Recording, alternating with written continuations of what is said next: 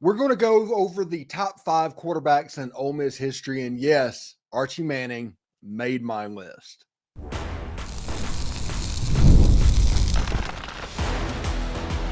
You are Locked On Ole Miss, your daily podcast on the Ole Miss Rebels. Part of the Locked On Podcast Network, your team every day. Thanks again for making the Locked On Ole Miss podcast your first listen every day. We're free and available wherever you get your podcast, including YouTube. We are happy to have you. Hello, I'm Stephen Willis from the Locked On Ole Miss podcast, and we are going to do our top 5 Ole Miss quarterbacks in history. We're going through talking to all our guests and getting their top 5. We're arranging shorts for everybody to see them, and they've created quite a bit of engagement in the Ole Miss fan base this week. So without further ado, this is the way this works. Everybody else, we go 5 through 1. I go 1 through 5. And the reason I go 1 through 5 is because there's pretty much a consensus of what's going on. The interesting ones are 3 and 4 and 5 to see who exactly makes that list.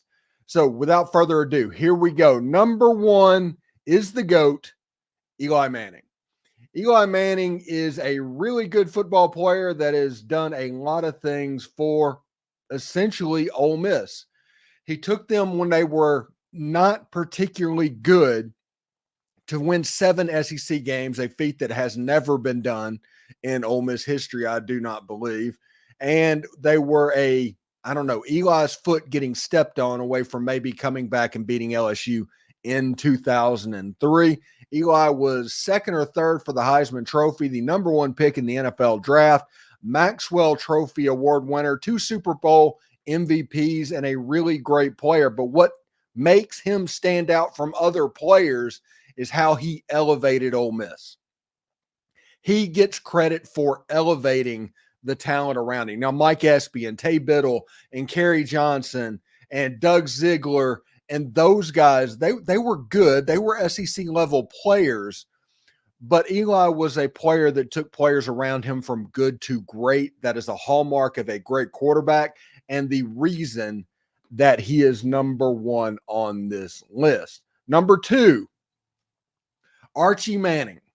Yes, duh. He belongs on the list. He is the lone quarterback from the John Vaught era that I think could play modern college football. That is the reason Archie's on this list. I do not think Glenn Griffin or Jake Gibbs or even Charlie Connerly would thrive in modern college football. It's changed so much. If you just look at what changed from like 2018 to now, go back 60 years and you get that level as well. Archie Manning, though, he was Johnny Manziel 1.0, essentially, on the football field. I think in the era of spread offenses and things like that, Archie would have thrived. Archie deserves to be number 2 because he was a cultural phenomenon around Ole Miss football in the late 60s and 1970. Archie Manning is probably the only player that had a chance to have a year even close to what Jackson Dart has on his table as a potential this year. All of the hype going into the season, Archie Manning actually lived through that. Even had songs written about him, and he was a true cultural phenomenon in the state of Mississippi. Archie, who's a thing? If you look behind me, there's a button of that on there as well. I named my Labrador Archie. That tells you exactly what I think of Archie Manning. So I do think the Manning families are 1 and 2 at the moment, but will they stay there? Is there a chance that Jackson Dart can end up above one of these 2 or both of them?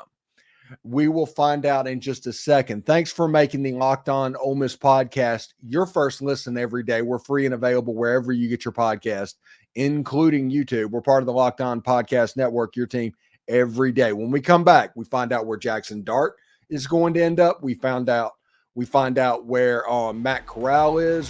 Where's Chad Kelly? Does Bo Wallace make the list? Is Romaro Miller on it? Do we hear the name Russ Shows? Come back. We'll tell you in just a second. For more than 25 years, Yahoo Finance has been the brand behind every great investor.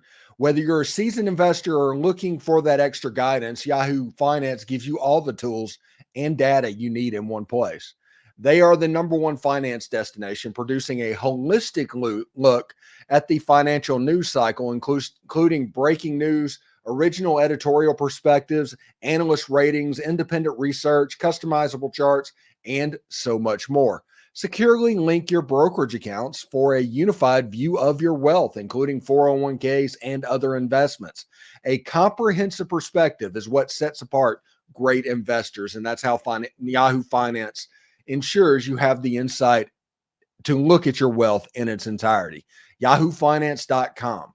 With a community of over 90 million users each month, their real strength is helping you on your way to financial success. For comprehensive financial news analysis, visit the brand behind every great investor, YahooFinance.com. YahooFinance.com, the number one financial destination, that's YahooFinance.com. You know, it's winner take all time in the NBA and NHL, and FanDuel is giving you a shot to bring home a big win of your own. Right now, you can bet on things like Ole Miss's win total for 2024 that currently sits at 9.5, and you can get that at like minus 144 at the moment. Or you can bet on Ole Miss to win the SEC, which currently sits at plus 650, which would be like 6.5 to 1. Right now, new customers can get $150 in bonus bets with any winning $5 bet. That's $150 to bet on spreads, money lines, player props, and more. Visit FanDuel.com/lockedon to make every playoff shot count. FanDuel, it's America's number one sportsbook. Are you watching Fox Sports or ESPN on your TV all day and you have to turn down the volume with all of that shouting? Make the switch to Locked On Sports today. It is a free 24/7 sports streaming channel programmed for you each and every single day to bring you the biggest stories without all of that screaming. Locked On Sports Today brings you can't miss analysis, opinions, and news, streaming 24/7 on YouTube or the free Amazon Fire TV channels app, part of the Locked On Podcast Network. Your team every single day. All right, so we went over the top two. It's Eli, it's Archie, it's expected. That's the way that we thought that this would go. This is probably where I'm going to take a little bit of turn from where some people might look at this. And number 3, I'm going to put on here Chad Kelly. Chad Kelly was the quarterback in 2015. He won a Sugar Bowl at Ole Miss with Laquan Treadwell, Larry Matunsil, Robert Kundichi, and all of those guys. That was an Access Bowl win. If you win the Sugar Bowl, you get up a little bit higher on the list, unless you raise up everybody around you and completely raise the level of your team. If you win an Access Bowl, you're going to be higher on my list because I rate them higher on the list. And Chad Kelly was able to win that game against Oklahoma State in 2015, 2016, something like that. Won the ball game. Now, Chad Kelly came back as a senior, and it kind of petered out a little bit. It was not very impressive. I think Ole Miss went 5-7 or 6-6 in 2016. That is because most of the players off of that 2015 team went into the NFL. So Chad Kelly did not have the ability to improve on what he did. You did not have a 10-win season and then immediately follow that up with a 10-win season. Chad Kelly on this list is essentially because of 1 year, the 2015 year. Now, the Georgia game in 2016 was impressive, but 1 year got Chad Kelly on this, but what a year it was indeed. Number 4 is Jackson Dart, the current Ole Miss quarterback, and the reason he is on this list is because of what he did a year ago. Last season, he was 233 for 358, 33-64, 23 touchdowns, 5 interceptions. That's good enough to get him on here. He won the Peach Bowl over Penn State and was spectacular doing it. He is coming back with all the betting odds to be the number 1 draft pick. Potentially, I think he's in the top 5 for that, or top 6 for the Heisman Trophy. He came in, he could own every single one of Eli Manning's records by the time he leaves. He could be the winningest quarterback in Ole Miss football history by the time he leaves. If Jackson Dart stopped right now, he would be good enough for number 4 on this list. And this isn't a potential list. This is where he is right now. Potentially with a great year, let's say everything goes right for Jackson Dart this season. And part of that is winning 10 or 11 ball games, hosting a playoff game, say against Notre Dame in Vaught-Hemingway Stadium in December. Let's say he finishes second for the Heisman and was the top 10 draft pick. He's the greatest of all time to ever play at Ole Miss. He is number 1 when I do this list next year. It is all up to him. Like I said, the only quarterback that has had the opportunity to have the type of elevation and the type year that Jackson Dart is going to be able to potentially have was Archie Manning in 1970. And we all know how that went. So we know that it's not a sure thing. We're just letting you know that that potential is in fact there. And the number 5 quarterback in Ole Miss football history, Matt Corral. It goes back and forth between Matt Corral and Bo Wallace a lot of times. Romero Miller is also on this list as well. But Matt Corral, he lost a Sugar Bowl as opposed to Bo Wallace losing a Peach Bowl. That was kind of the tiebreaker here. Now, Matt Corral had a little bit of the cultural element that, say, even an Archie Manning had during like a 5-game run of his senior year before he got injured.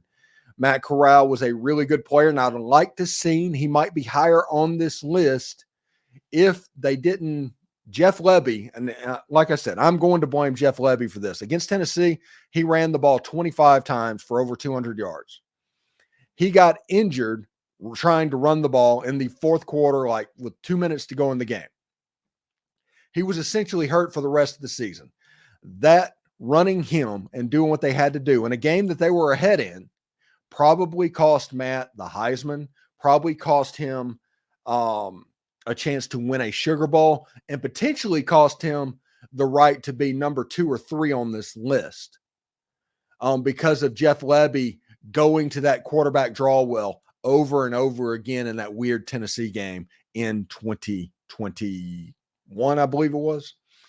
So it's something like that. Now, I do want to put in the honorable mentions. So just so nobody forgets about the honorable mentions, I want to say several quarterbacks, okay?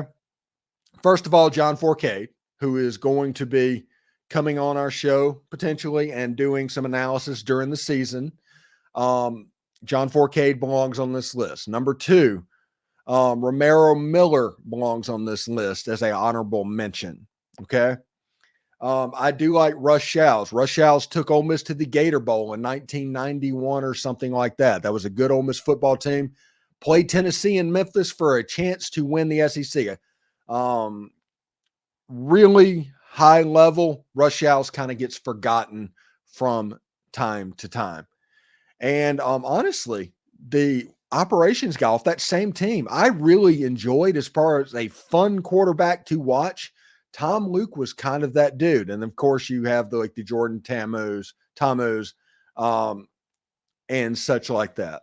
Maybe the Jeremiah Masoli. I know that's kind of a fun topic as well, but I do think that 4K deserves a mention even at a higher level than what Archie was, because I think John Forcade was a dual threat and would thrive in this area as well.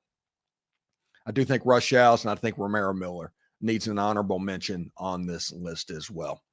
Tell me what you think in the comments. Give me your top 5. Let me know exactly what I'm wrong about and let me know exactly what I'm right about. And we will have a good time with that. But until then, thanks again for making the Locked On Ole Miss podcast your first listen every day. We're free and available wherever you get your podcast, including YouTube. We're part of the Locked On Podcast Network, your team every single day. Take care, everyone.